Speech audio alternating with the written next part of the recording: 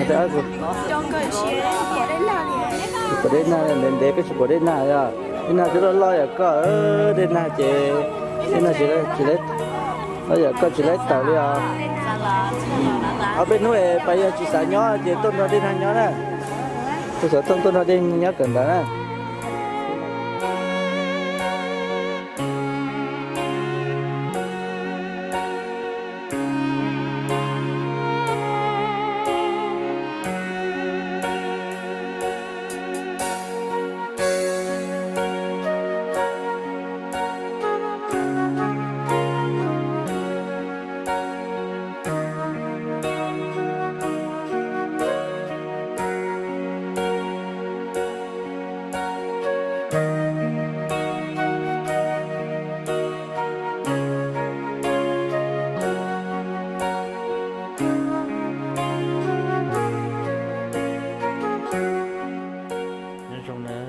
ชมพงเย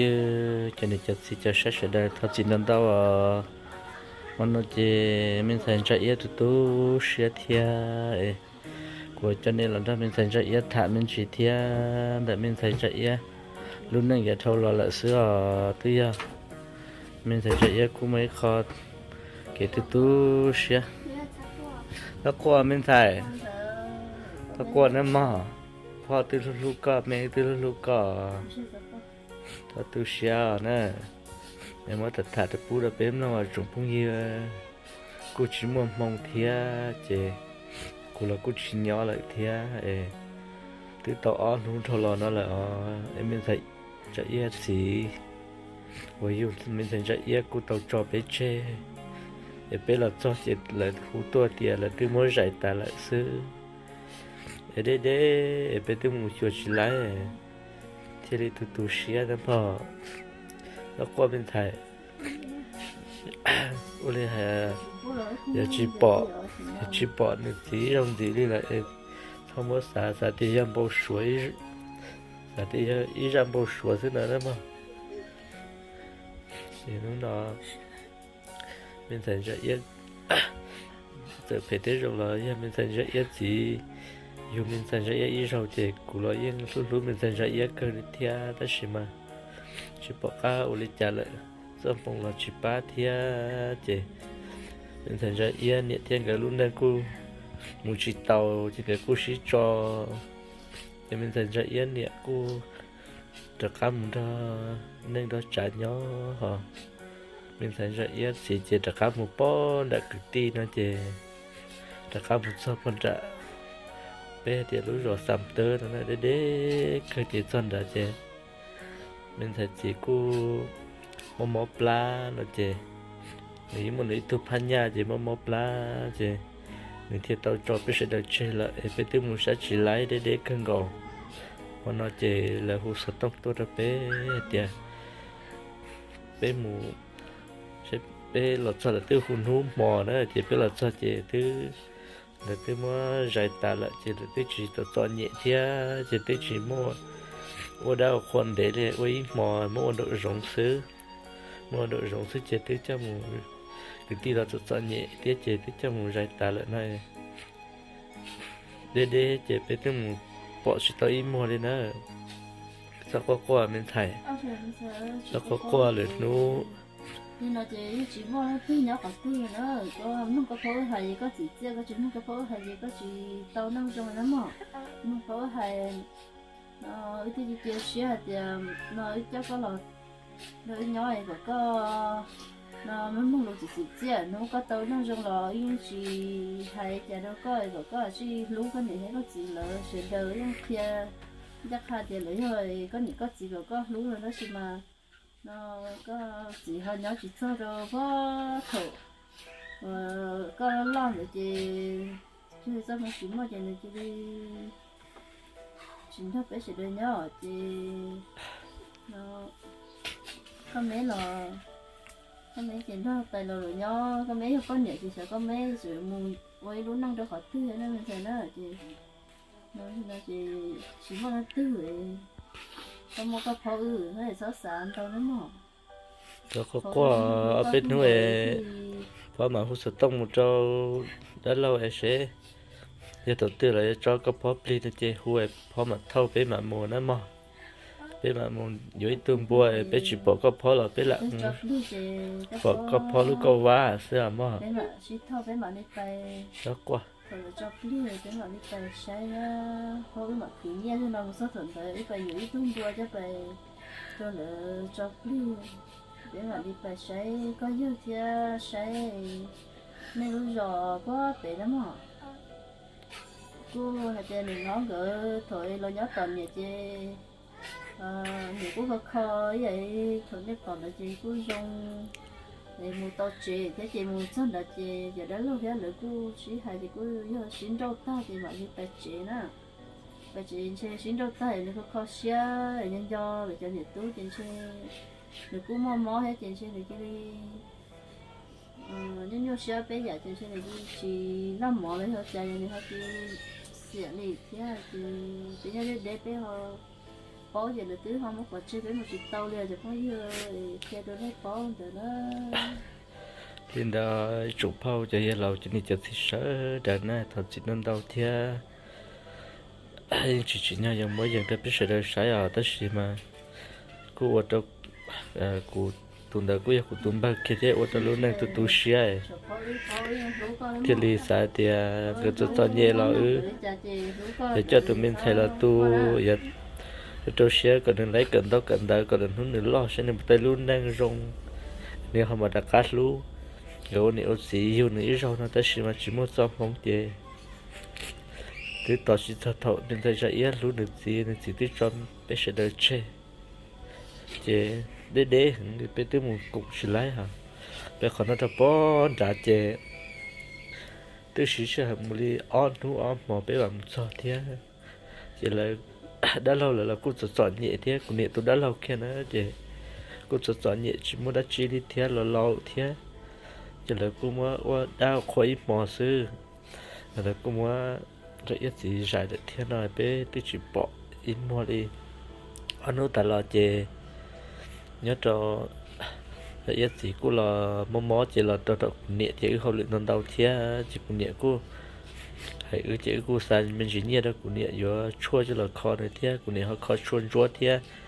chỉ được từ tiếng là một sai nếu họ tiền được khẳng lại nó chỉ từ dùng xe để khẳng thì cả liệt nó chỉ nếu họ là một trong đó chạy yên nhẹ chỉ là cô xịt thả chỉ cô tiền tới rồi dừng cả ôn tàu năng ok rồi nó chỉ thế mong cái xí rau nói sao nó có tiền gì là nếu cô mấy thứ món gì nếu cô cho chị tao nếu khó nếu bé mong hay nếu khó chỉ dùng chè thì cái liệu thì tao xin phải xin đâu lợ chỉ xin đâu ta chỉ cho ít chỉ thì cái tí thì món xa thì đã cao bó đã rồi bên đã sầm tơ bên đã cũng đã lâu cũng nhớ đã lâu nè bên đã lâu cái lúc rồi là chỉ đã cao sân đã chỉ cũng nhớ tao mua bếp lâu nô rồi giờ ý vịt là sư chị này cô chỉ cả nó mỏ thía chị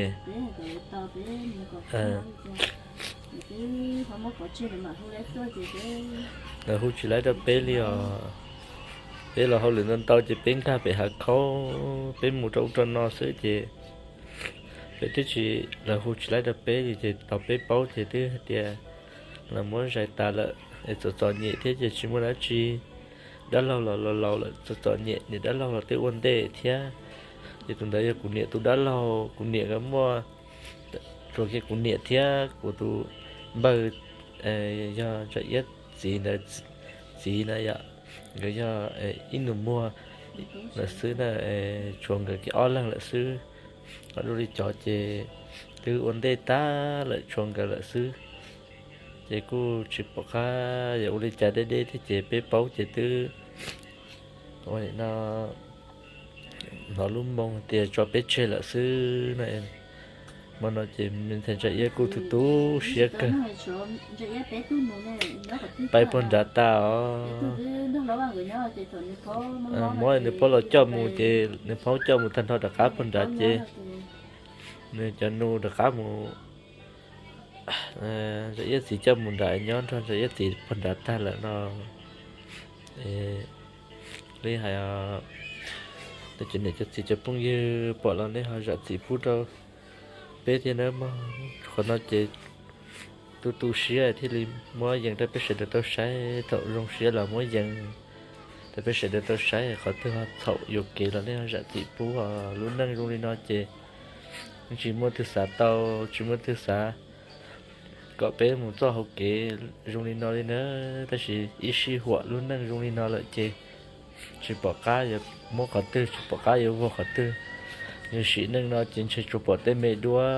chụp bỏ tên mẹ mỗi vị em bé mỗi giờ dành chụp bỏ thổi ít tôi sẽ vào bộ phăng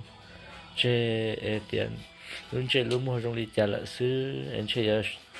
chơi rồi này luôn mẹ xóa rồi giờ chỉ nó nếu lúc xóa ít trong gì là chụp quay hoa mình thấy chứ rồi dọn nhà ha luôn là dọn nhà cơn gõ liệt chứ mua thật thà đâu bị kia đó nó chạy cái sự đời nó biết tao kể theo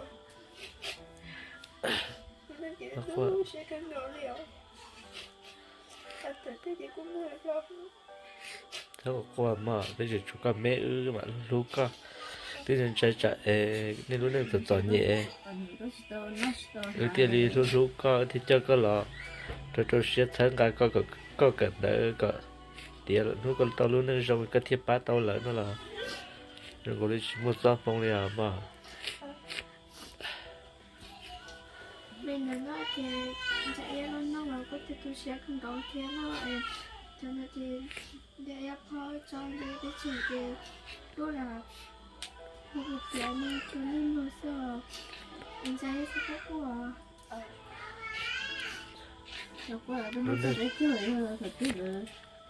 nó có thể mà mình thấy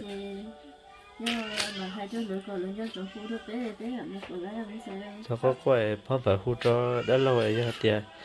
đầu tư và nó sẽ có chuyện mình nói lại với nhau còn biết cái này cái chỗ mà chơi lại lên nó với nhau in đùa mình sẽ mà hút số tông nó sẽ có chuyện nóng lên nhóc có từ thả nó mà nó sẽ nhau còn biết ta nó sẽ có mấy học của tôi cho lọ luôn để có mấy thế nhưng có mấy cho hòn đại thì bé mình đại giờ bé mà đi một sáng cho nó với nhau in đùa nếu như nhiều tú chị nếu lỡ lo tú chị sẽ được một chuyện thấp hơn nhau lại một xe từ từ tiên chị mà sẽ lại nhau còn biết có một cho thấp hơn nhau cái đồ còn lớn lo là sao mà có thể là bạn mua chỉ là mua có thứ là muốn nó có mấy cả thì mà cho lo sẽ có mấy học chỉ cả nữa thì nó có quay ở bên hồ giờ thì là bao nhiêu giờ cho mình nấu làm thế nó có quay đầu tiên thì hòn nói là thì giờ ở đây nó có mà không muốn thôi giờ đầu tiên là giờ cho pin là chỉ bên mà mua mấy bạn thì nhẹ ư hoa mà sẽ lấy tôm bò cho là cho pin mà không là tại vì tôi sẽ cơ là chọn nhẹ như tự nhiên là cái nó cho ít mỏ sữa cho ít mỏ nội dung rồi biết quay kéo cháy mỏ nội dung rất chỉ là chỉ lên chấm dài xứ chỉ là cũng đã lâu rồi nên đó cho nhớ sẽ chê rồi lọt cũng đã lâu rồi tụi lót cũng nhẹ kia nè thì tí tuần đầu cũng nhẹ nhó in tụ trên họ chỉ xả nhó rồi trở khá là xứ thì biết chứ gì đâu thôi thì biết sẽ được phải sẽ biết sẽ được phải xé lợi cái gì đó thì biết cho này là khu sẽ tổ tiên tiền là thì nó bây giờ sẽ biết cho nó chúa cái chỉ thấy ít lì nó cái nghĩa nó có lìn tu nó là tiền nó biết cho nó thì hôm mà khu cho là em mà hay pu theo em biết mà đi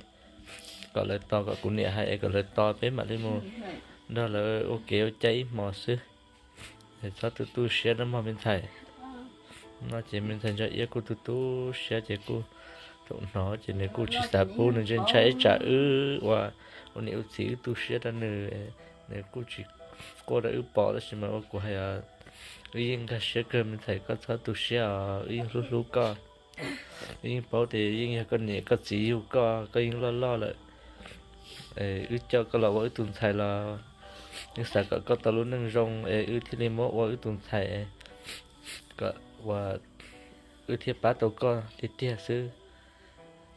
tự tiếc cái gì ha chỉ một trong mong cho biết sẽ được chơi là chỗ mẹ chơi lu mình xài cá nhiên nè mình xài câu ly câu nan nè rồi bây giờ chơi bán nè còn nè nó chọn nhẹ lắm mà cho tu sửa ở bên hồ tận đây nó phó mà đi hỗ trợ lại tiền lại cho đi đầu tiên là chỉ bé mà đi mua bé mà cái kia mua ít mò ốm mò vậy còn nó là chỉ ốm mò ít ốm mò mà cho nữa để buôn được sắm tới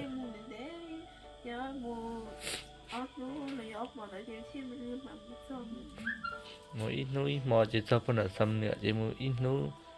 ít tam mò mà cho sắm tới nữa để nữa tin cầu đã là sát chết tên nhá là thế nhưng một chế là chỉ để cờ lên để bên mà lấy một bên thứ một chế để bên mà một bên chế thì li tàu lấy bên sợi đầu thế bên mà một bộ kéo chế được có pho để cho tu sửa nó mà sau một số qua lại là một món nó tên đấy giờ nó chuẩn bị bung gì cho sẽ đấy để rồi sẽ làm gì nên là sư để bạn đi chơi xe thì này chỉ tất cả các nhà rong để thọ chị nó tao nên sẽ đào để mà mình thấy chạy luôn đang thật thà bố mình chỉ nó đã bém luôn cái này hay chị bố mình thấy chạy chị không muốn bị bém luôn mà thọ nên nghĩ đến thì người nhiều cô sĩ vừa tao chị người cô tuân ra bên nhau sát tao lúc rồi nắm tuổi tao thế tuân ra nhau thọ người nhiều cô sĩ vừa nhiều không muốn mình thấy chạy của tuần con ra chị người tuân ra nhau ô liu tê ok ta sẽ tôi nhìn nhỏ chỉ họ tiền của chị sản nhỏ người trò cá này thằng thấy tôi mình thấy chạy yên sẽ lỗi tôi nói cái này ạ thằng lấy trò cá này ạ thôi bé một ô liên ạ chuyện tên này ạ ngân ca thôi ạ thôi bé nhớ phần là chuyện lợi của tôi lúc chuyện liên à chị nên nó cứ lo chờ thì cứ ở thì bé liền thì chỉ cứ lo như là chuẩn đủ thì thằng đấy và chạy đó nó thì đó nó sử dụng mình con na họ ấy là cứ lo chờ cứ lo cứ sầm đâu ấy là mà thứ tôi cứ ở chạy mà tới một cái là con na chỉ chụp bự thế chỉ cho tôi nên phải nhớ cứ lo cứ nhớ tôi ít sầm đâu thì mình đã có một phút xăm nữa thì một ở sùng là cháy sùng á thì tôi tận nó thì đấy tôi đã cá lần cho tận nó mà lên đã cá tuôn thì đã cá nó nhiệt đấy nhá tổ bé sùng nhiệt có từ cái lúc rồi tổ ở sùng đâu nó ha thì từ một đế của nhiệt thì họ chỉ một cái đó của họ một con đã tên mát rồi thì nó họ phải ở sửa rồi là họ chỉ cho phải ở tế hay gì để chỉ cả nhau hay gì thì chỉ mất chơi nhau hay gì nóจะphải là nó phải nhớ là người ta chỉ muốn đón đợi thì nó chỉ tài nè nó thì như vậy nó thì sao được thì nó phải nhớ tới tội sợ kia kia đủ rồi nó được thì nó cứ chỉ nhớ tội sẽ cái chỉ nhớ nó lên đây nó trong phong gì cái sẽ đời và chỉ trong cái là sẽ đời ra chỉ bút thì em mà cái lúcนั้นgìอย่างcái tu sửa mình chỉ lên nào cho nên sẽ đời tôi sẽ là và thế chỉ sẽ đến chỗ này ở chỉ sẽ đại diện chỉ tất cả các cá nhân trong sư có số lượng số tu ôi dạ từ là có tàu trở lúc sẽ xả thứ làm mà em mà nói bé lần chi nên linh nào mua đã chỉ là bé mà xin chỉ đồ chỉ này chặt gì chặt không như cho cái tí nên cha sẽ đỡ bé xin chỉ đồ nữa nó có mua cái tôi sẽ là thật nó bây giờ sẽ nó bé nó sẽ là nó bé bỏ kẹt rồi bé mở xin chỉ đồ là sẽ hẳn nữa xin chỉ đồ nữa